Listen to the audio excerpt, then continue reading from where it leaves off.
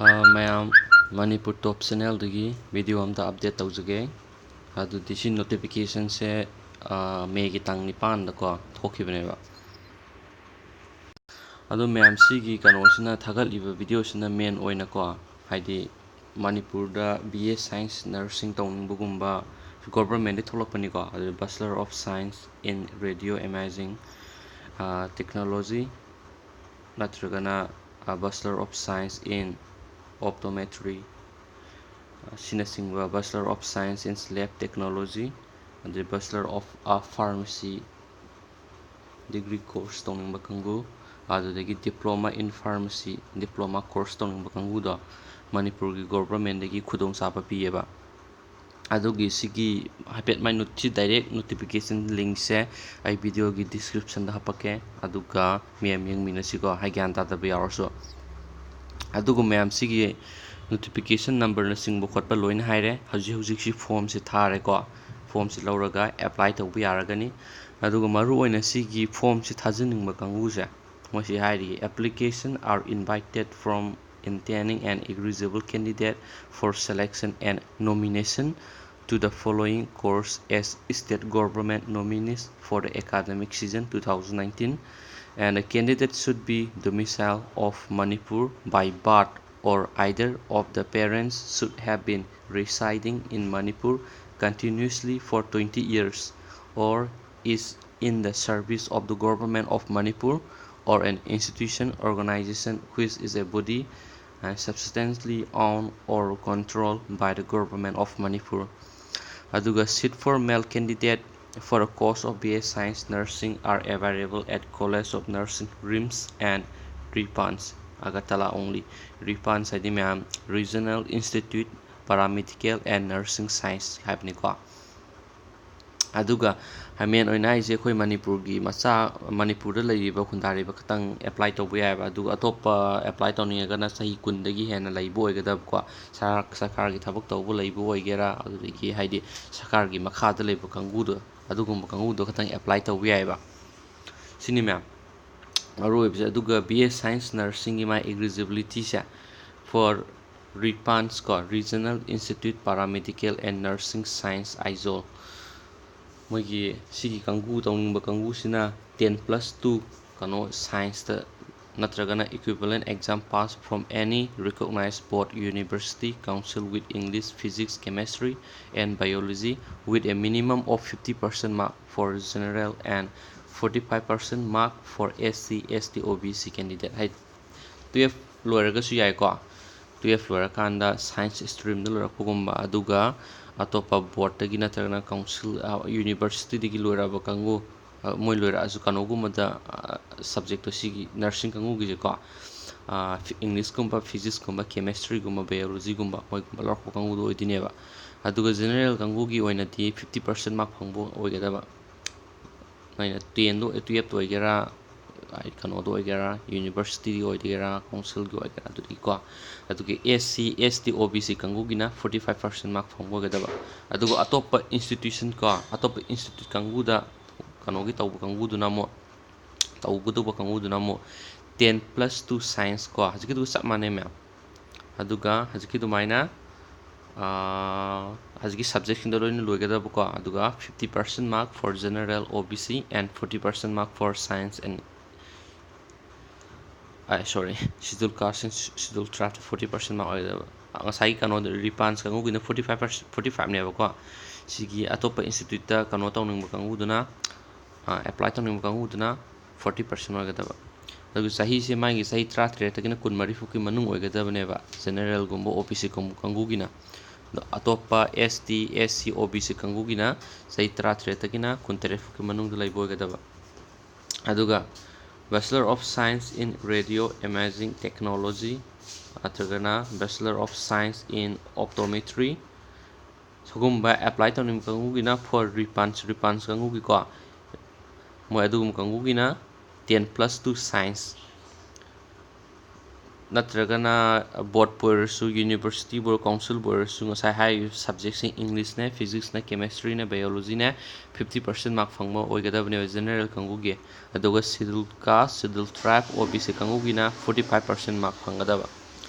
the my सही से ma'am general ga OBC ga di sai tra treta gina kun ga mari foki manung da lebe apply to bi aduga schedule tribe schedule caste OBC kangu gina sai tra treta gina kun tere foki manung da lebe mi apply to bi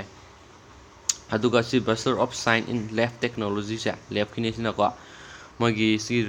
Ripans kangu gisina Regional Institute of Paramedical and Nursing Science Aizol moi sagumba kangu tongning kangu duna 10+2 science natragana board natraga university natraga council ko pass to boy gadaba English ne physics ne chemistry ne biology natragana math se sungi sutna pass to boy gadaba ne ko yamdrabda 50% mark phangadaba general kangu gina do schedule caste schedule tribe OBC kangu gina 45% mark phangadaba sahi su amane dum general gumbo OBC gumba gadi sahi 33 gina kun mari fuki manung da legadaba aduga schedule tribe schedule caste kangu gina sahi 33 gina kun tere fuki manung legadaba aduga Bachelor of Pharmacy gi man kano course tong ba kangu se sigina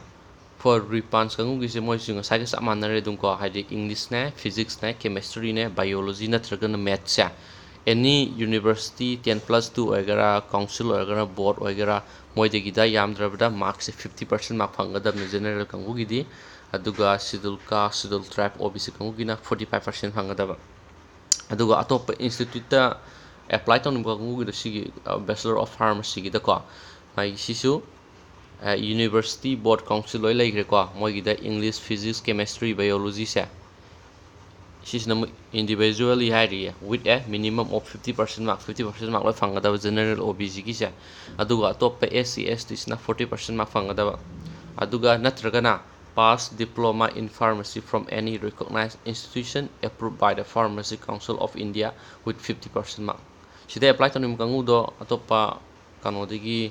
diploma ko pharmacy degi atopa institutional loirak pusu apply to we ba duga Pharmacy Council of India ni approve to boy gada certificate to ko sahi su tra tra te kana kun ga mari folai ba kano kangu gi OBC kangu gi aduga general OBC gi aduga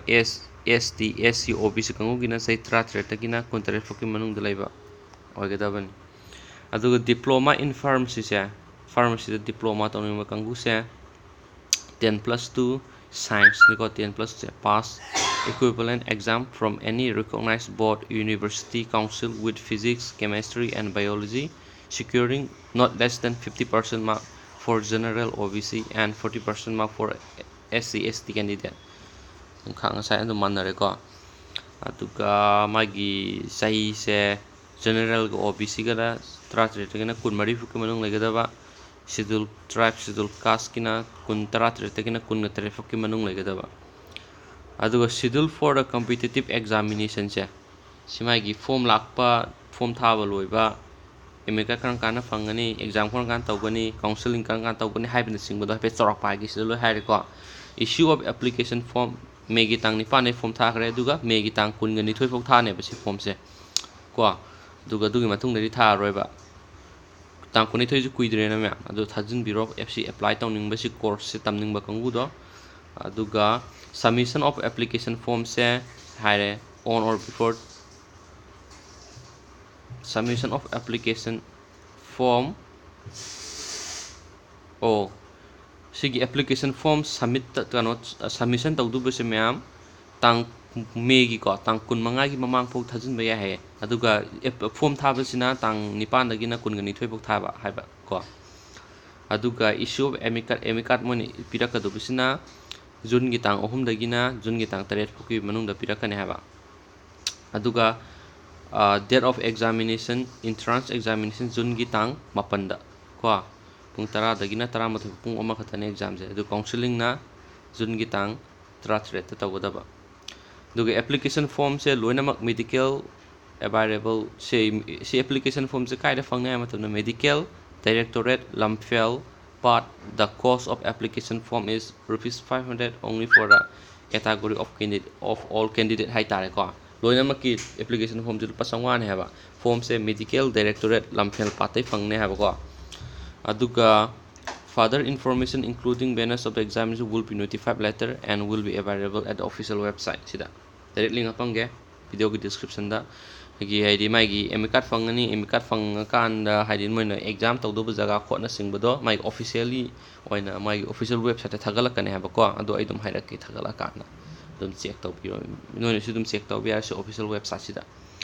ꯑꯗꯨꯒ ꯁꯤꯒꯤ ꯀꯣꯔꯁꯁꯦ ꯇꯧꯅꯤꯡꯕ ꯀꯥꯡꯕꯨꯗꯣ ꯍꯥꯏꯗꯤ ꯃꯅꯤꯄꯨꯔ ꯒꯣꯚꯔꯟꯃꯦꯟꯠꯅ ꯄꯤꯕꯅꯤ ꯌꯥꯝꯅ ꯀꯩꯅꯣ ꯇꯧꯔꯝꯒꯅꯤꯀꯣ chance ꯐꯪꯕ ꯌꯥꯝ ꯋꯥꯔꯝꯒꯅꯤ ꯑꯗꯨꯅ ꯇꯧꯁꯤꯟꯕꯤꯌꯣ ꯃꯌꯥꯝ ꯃꯇꯝ ꯃꯥꯡꯍꯟꯗꯕꯤꯗ ꯑꯦꯄ꯭ꯂꯥꯏ ꯇꯧꯕ ꯌꯥꯕ ꯀꯥꯡꯕꯨ ꯀꯣ ꯑꯗꯨꯒ ꯚꯤꯗꯤꯑꯣꯁꯤ ꯁꯥꯏ ꯂꯣꯏꯁꯤꯜꯂꯒꯦ ꯊꯦꯡꯛ ꯌꯨ ꯁꯣ ꯃꯆ ꯕꯥꯏ